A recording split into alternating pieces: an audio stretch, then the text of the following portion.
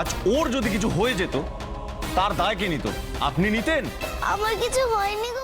আমরা আজকে এপিসোডের শুরুতেই দেখতে পারবো যে উর্মি যখন আবারও সূর্যের উপর সমস্ত দোষ দেওয়ার চেষ্টা করে, ঠিক তখনই কিন্তু সেই উর্মিকে গিয়ে একটি থাপ্পড় মেরে বসে দীপা। সেই কোনোভাবেই যেন এই ঘটনাটাকে নিজের স্বামীর উপরে চাপাতে চাইছিল না দীপা।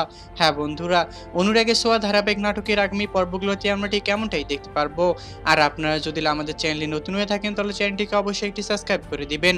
আমরা এপিসোডের শুরুতে দেখতে পারবো যে সেই উর্মি যখন নিজের হাজবেন্ড অর্থাৎ জয়ের সমস্ত দোষ আবারও সূর্যের উপর দেওয়ার চেষ্টা করে, ঠিক তখনই কিন্তু জয় ঠিক তখনই কিন্তু সেই উর্মি বেশ অনেকটা চিন্তায় পড়ে আবার সূর্যকে বেশ অনেকটা নানামন্দ গালি করতে থাকলে এক পর্যায়ে সেখানে দীপা চলে আসে।